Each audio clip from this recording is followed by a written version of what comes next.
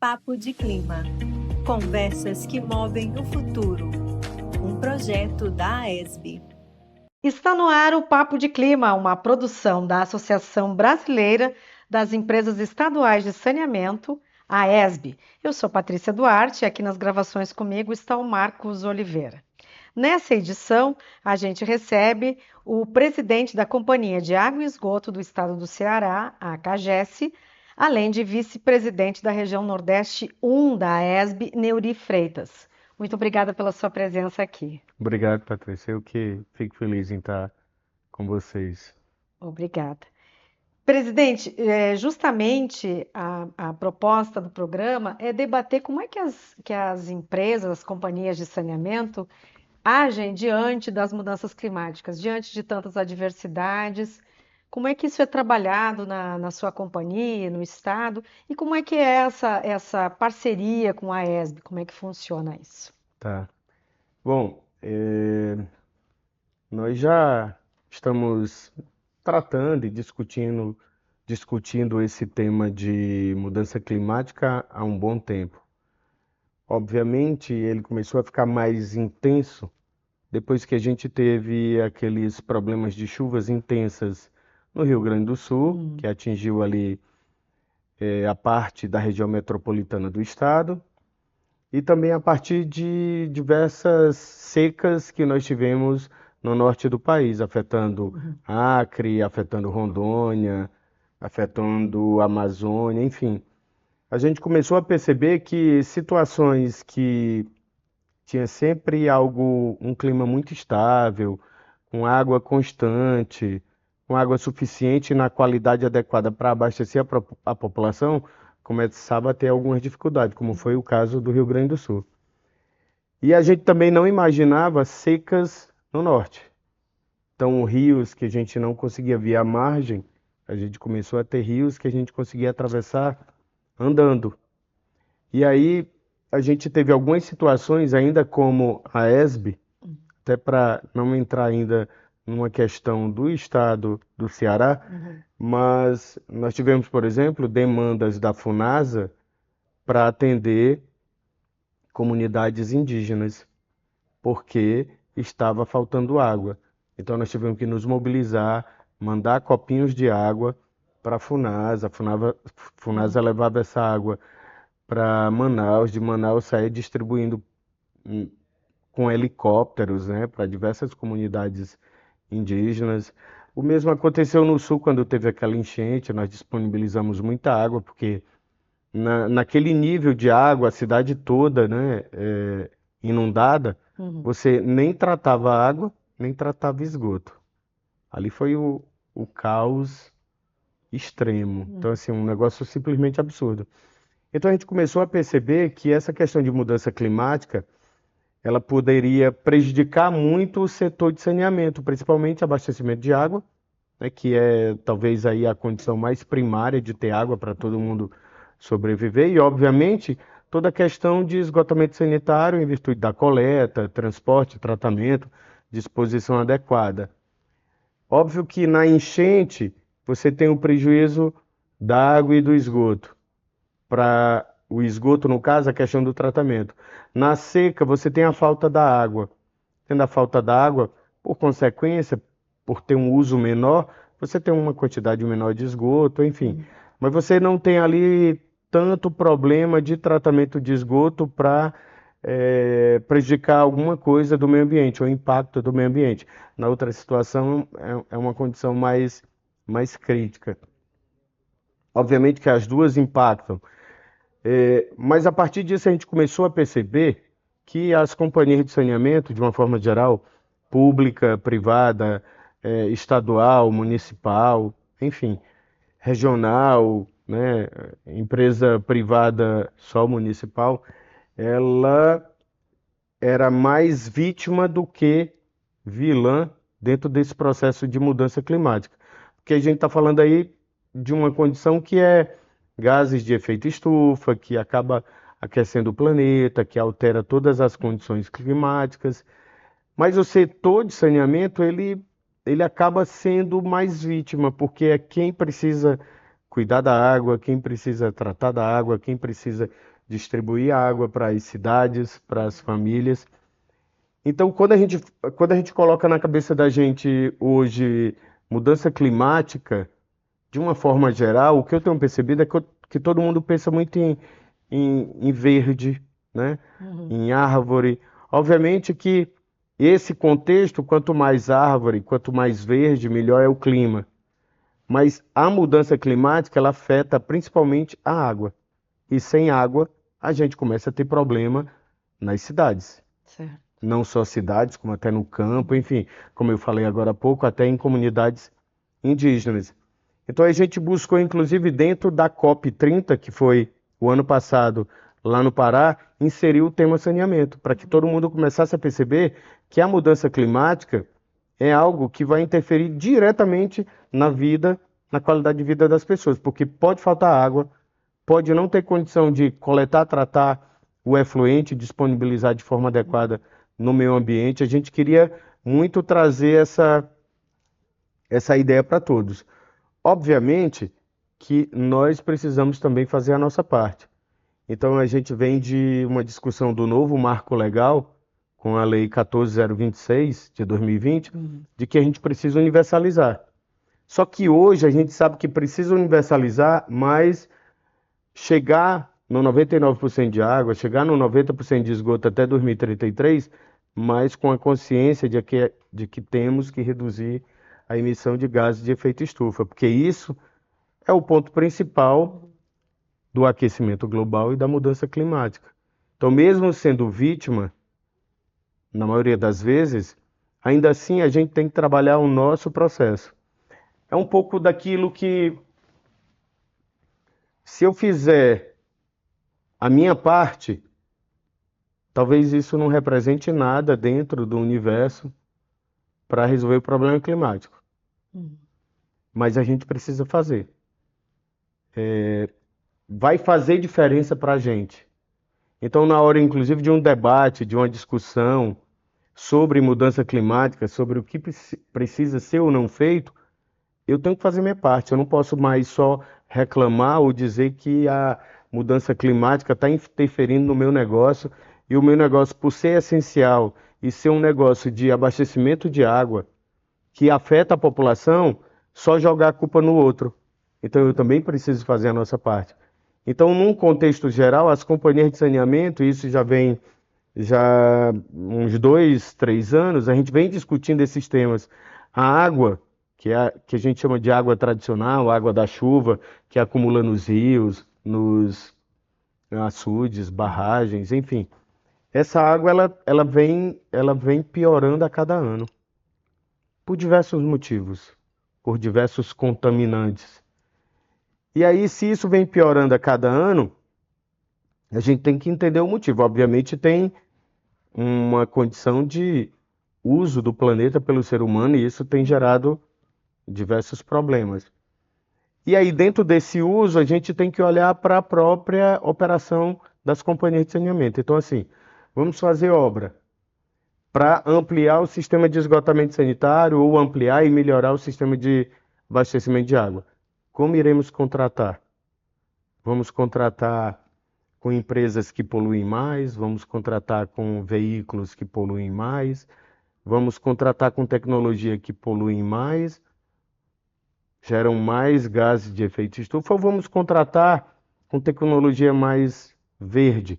Vamos utilizar energia que agride o meio ambiente ou vamos usar energia renovável?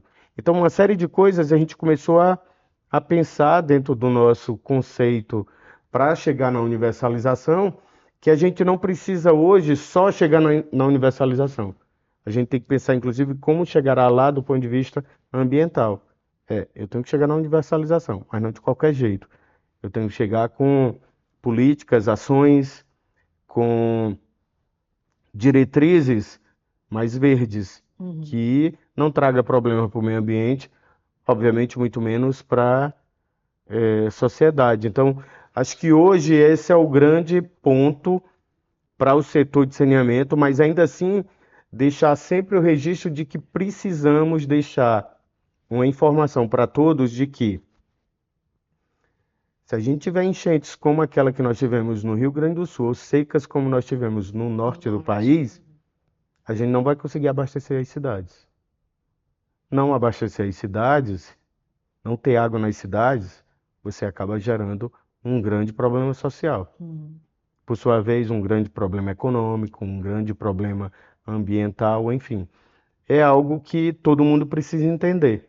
E todo problema ambiental reflete diretamente na água, que é o nosso principal insumo para o trabalho do dia a dia. Agora, em outras ocasiões, a gente trouxe aqui relatos de companhias, de saneamento no Brasil inteiro, justamente destacando a importância dessa troca de experiências entre as companhias naquele período da enchente no Rio Grande do Sul e também na região norte. Então, assim, a importância disso, porque é um esforço coletivo, senão isso junta com o que o senhor estava dizendo, justamente dessa importância de se trabalhar juntos, mas de pensar que o futuro é agora, não Sim. adianta. Então, assim, é a importância dessa troca de experiências. E como é que foi isso durante aquele período ali? Bom, primeiro, eu acho que a ESB, ela converge para tudo Uhum, isso, né? Então, nós temos câmaras técnicas, nós temos a Câmara Técnica Ambiental e de Mudança Climática, além de outras, mas focando especificamente nessa Câmara Técnica, nós tivemos a adesão de todas as companhias de saneamento. Então a gente começou a entender o que estava acontecendo em todos os estados. E isso é importante. Muitas vezes a gente não fica sabendo. Então, por exemplo, no Ceará a gente tem um estado que tem mais de 90% dentro do semiárido, que geralmente não chove o suficiente para as necessidades do estado, e que a gente precisa ter uma estratégia bem diferente para armazenar água, para usar, e obviamente a gente sempre fica esperando a chuva. Não é ao acaso que a gente tem a transposição de São Francisco. Então, transposição de São Francisco, que muitos criticam, uhum, é essencial para o Nordeste, principalmente para Ceará, Rio Grande do Norte, Paraíba, porque a gente vai ter uma segunda fonte de água em que não dependeremos exclusivamente das chuvas. Então, o Ceará, por exemplo, ele ainda não tem nenhum rio que é perene. Os rios no Ceará, eles só têm água quando chove. Se não chover, o rio não tem água. Ele pode até ter água. Se acumular água suficiente num açude ou barragem, e aí a companhia de gestão lá de recurso hídrico liberar um pouco de água para deixar um fluxo de água no rio. Se isso não acontecer, a gente não vai ter água nos rios, eles vão ser rios secos, rios só de terra, tá? Então a gente não tem um rio que começa num estado e termina no Ceará. É tudo muito isolado. Então, uhum. a política estadual lá foi construir canais ao longo do estado, barragens, grandes barragens. Nós temos o maior açude para múltiplo uso da América Latina, que é o açude Castanhão, para acumular água. E acumular água porque a gente sabe, se chover muito, acumula. Guarda essa água. Porque a gente não sabe se o ano seguinte vai ter água suficiente. Suficiente. Então, às vezes, esse tipo de realidade, quem está lá no sul não conhece. Uhum, Como a realidade lá do sul, nós não conhecemos. Então, quando a gente cria uma câmara técnica na ESB para tratar do tema, a gente fica nivelado. Então, a gente começa a conhecer a realidade de cada um. E o que a gente tem visto é que todo mundo tem reclamado da pouca água e água de má qualidade, que é usada nas estações de tratamento de água para produzir água potável para entregar para a população. Então, o que a gente vem percebendo pelo histórico, pela informação que a gente recebe, pelas análises que são feitas ao longo do tempo, é que a água bruta, que a gente chama de água bruta, que é a água que vem dos açudes, a água que vem da chuva, ela está ficando cada vez pior, por N motivos. uhum. Então, hoje, a gente tem, lá no Ceará, a gente tem um estudo de 3 professores da Universidade Federal que dizem que o principal poluente das águas no estado é a pecuária. Mas a gente também tem outras situações que trazem problema para a água. Então, assim, Quantos e quantos lixões nós temos no estado, no país? Se eu tenho um lixão, choveu, a água lava aquele lixo e leva para o Leva para o rio, rio. leva para o açude. E essa água que vai para o rio, que vai para o açude, é a água que chega na estação de tratamento de água. Então, tem diversas situações. Se você tem numa região mais aqui a centro-oeste, que tem muita cultura alimentar, agrotóxico. Você tem ali pulverização de agrotóxico. Isso não vale só para cá, isso vale para qualquer lugar. Inclusive no Ceará isso também tem. Qualquer estado tem agricultura. Então, se chove, aquilo vai para o manancial. Então a gente tem lixo, tem a pecuária, tem o agrotóxico, tem todo o lixo que está nas ruas das cidades, que de alguma forma, ou por drenagem, ou por o caminhamento natural das águas que sai de ponto mais alto para o ponto mais baixo, vai para algum manancial, que tem gerado toda essa piora na qualidade. Além de desmatamentos, né, não recuperação de mata ciliar desses mananciais, isso tudo vai colaborando, infelizmente, para a piora da água bruta. Então, o relato geral das companhias é isso. Obviamente que em um estado ou outro você tem uma condição melhor ou pior. No Ceará a gente ainda pode considerar assim, não chove igual aos demais estados, chove menos. Então assim, é pior ainda. Eu fico às vezes comparando lá no Ceará, que quando você tem aqui um açude com água, ele está cheio de matéria orgânica, algas, sujeiras de uma forma geral. À medida que ele vai secando pelo uso ou pela evaporação, porque lá no Ceará tem duas coisas que favorecem a evaporação: sol e vento. Então, venta muito e tem muito sol. Então, evapora.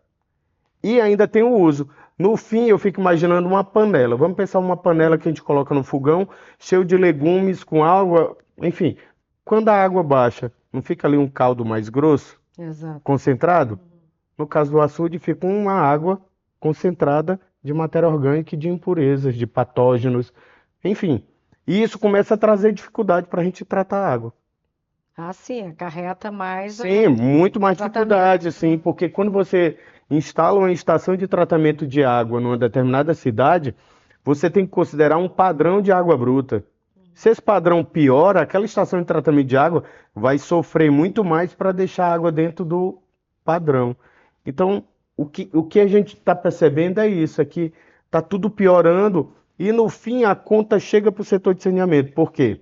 Porque se a água bruta não melhora, eu tenho que mudar a estação de tratamento de água. Isso vale para mim, no Ceará, como vale para qualquer outra Para o país inteiro. empresa de saneamento no Brasil. Seja ela pública ou privada, seja ela de caráter regional, estadual ou municipal. Então, assim, eu vejo que essa questão da mudança climática, a gente precisa começar a perceber que ou a gente faz alguma coisa para mudar, e aí cada companhia de saneamento tem que fazer a sua parte. Então, assim, usar mais energia verde, muito melhor. Começar a ter obras sem geração de lixo, sem geração de gases de efeito estufa, melhor. Cada companhia tem que começar a fazer seu inventário de lançamento de gás de efeito estufa para saber o que lança e pensar um planejamento de longo prazo para reduzir isso, porque também nada é. Sim, não é de uma hora para outra. Não é de uma hora para outra.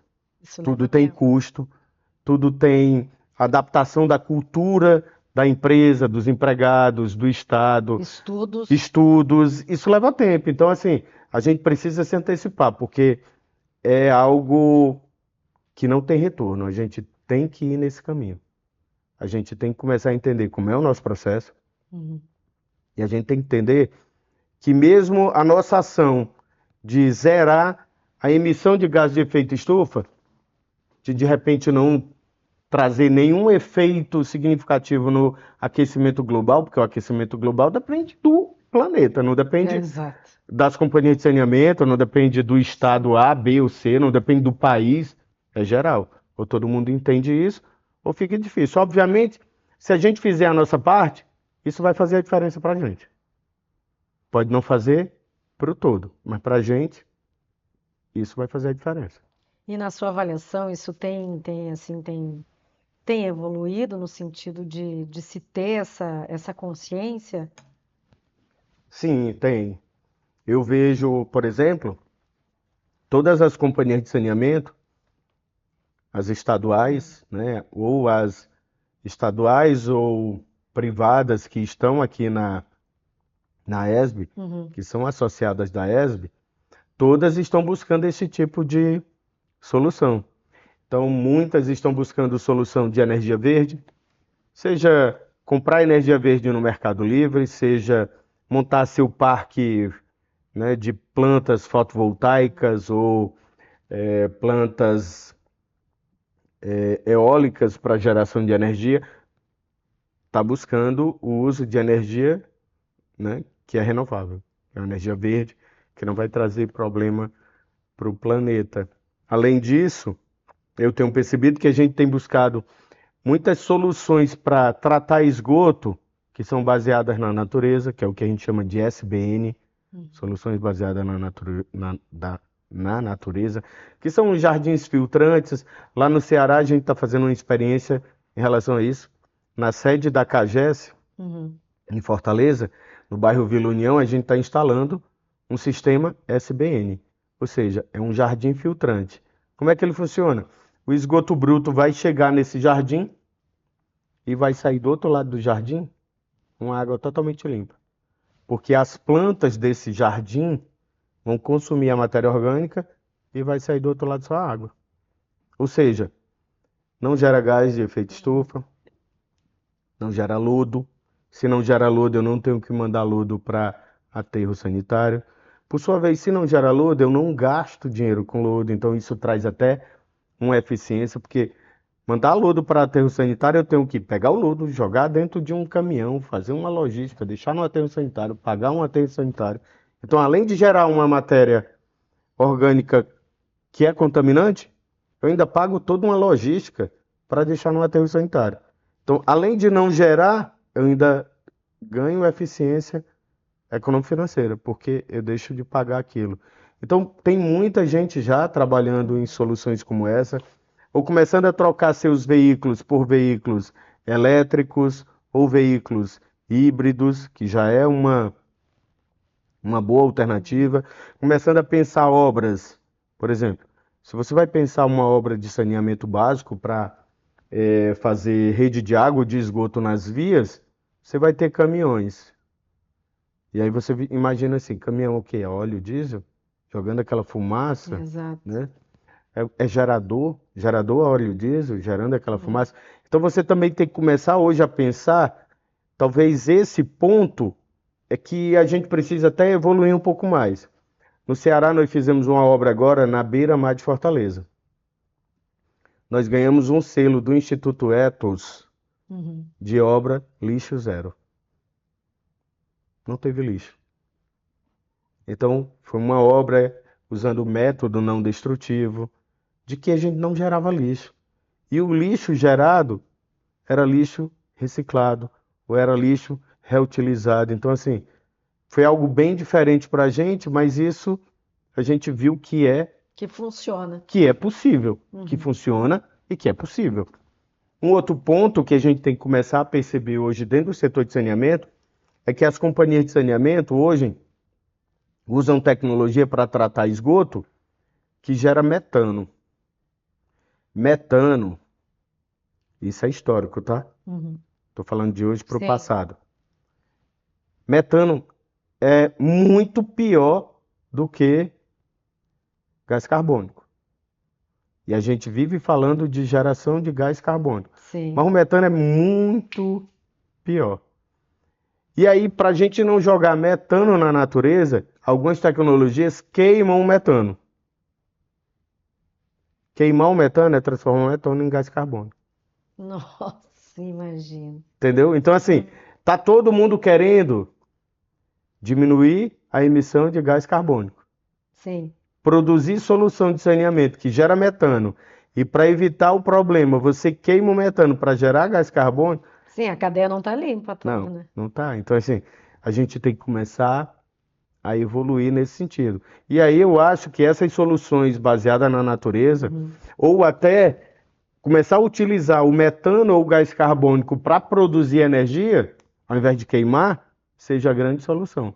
Porque aí você transforma numa economia circular. Eu tenho o esgoto, eu trato, eu gero metano, esse metano pode servir como gás para produzir energia que alimenta o sistema, ou seja, aí eu passo a ter uma solução ambientalmente correta, com eficiência, que traz o melhor resultado. Enfim, mas isso é um processo porque a gente também precisa entender que as companhias de saneamento trabalham e funcionam porque recebem tarifa. Então você dizer hoje, vamos desativar tudo que a gente tem e vamos instalar tudo novo. Isso tem um preço e precisa de um prazo. Exato. Também não é assim. Aquela história, não dá para instalar o dedo aqui, mudou tudo. Funciona. Não. Eu tenho um ativo que está lá funcionando que ele nem foi pago ainda pela tarifa. Ainda está sendo amortizado ou depreciado. Então eu já tenho que abandoná-lo, considerá-lo como obsoleto, instalar um novo. Se eu faço isso, eu tenho um saldo aqui a receber na tarifa. O novo que eu implanto, eu tenho que cobrar na tarifa. Aí vem a outra pergunta. A população consegue pagar? Pois é. Tem capacidade de pagamento? Quer pagar isso? É uma outra história. Tá aí talvez a gente entre aí numa ideia que eu venho falando há muito tempo de um novo pacto social. Que o Gerson Kelman, quando estava na Sabesp, também falou sobre isso. O que a gente quer? Porque tudo tem custo e precisa de tempo. Mas, obviamente, isso já está inserido na mente de todo mundo que trabalha com companhia de saneamento e vai mudar. Mas demora um pouquinho. São ensinamentos aí que só a experiência vai trazendo, né? Sim, é verdade. Nós fizemos agora, assinamos um contrato. O próprio mercado financeiro tem exigido muito isso. Lá no Ceará, na CAGES, nós assinamos agora um financiamento com a Agência Francesa de Desenvolvimento para fazer obra, para uma série de compromissos da companhia. Eles não querem saber se a gente está executando a obra, se a obra é A, B, C, tecnologia. Ele quer saber se nossos indicadores sociais estão bons. Então ele quer saber se nossos indicadores ambientais são bons, se nossos indicadores sociais são bons, se nossos indicadores de governança são bons. Então, assim, é outra ideia, é outra pegada. Então, você tem governança, não está boa, vamos melhorar. Você tem sustentabilidade nos seus processos, se não estiver bom, vamos melhorar. As suas políticas sociais não estão boas, vamos melhorar. Enfim, o mercado financeiro agora também está vendo isso, porque ele está percebendo que se não começar a investir em atividades que traz a melhoria do planeta, isso pode trazer problemas futuros gravíssimos e aí isso afeta toda a economia, afeta todos os setores, inclusive o mercado financeiro. Então tá bom. Presidente, gostaria muito de agradecer a sua participação, presidente da Companhia de Água e Esgoto do Estado do Ceará, CAGES, além de vice-presidente da região Nordeste 1 da AESB, Neuri Freitas. Muito obrigada pela sua presença, sua participação, e a gente vai trazer em outros capítulos também. Muito obrigada. Bom. Obrigado, eu que agradeço, é sempre um prazer participar dos eventos aqui da AESB. Muito obrigada. Esse foi o Papo de Clima, agradecemos a sua participação, a sua audiência, e a gente volta numa outra oportunidade. Até lá. Sob a presidência de Munir Abud, direção executiva de Sérgio Gonçalves e a gerência de comunicação de Rayana Araújo, Este programa contou com a apresentação e produção de Patrícia Duarte, edição e mídias sociais de Gleice Nunes, gravação de Marcos Oliveira e vinheta e narração de Priscila Sabrina.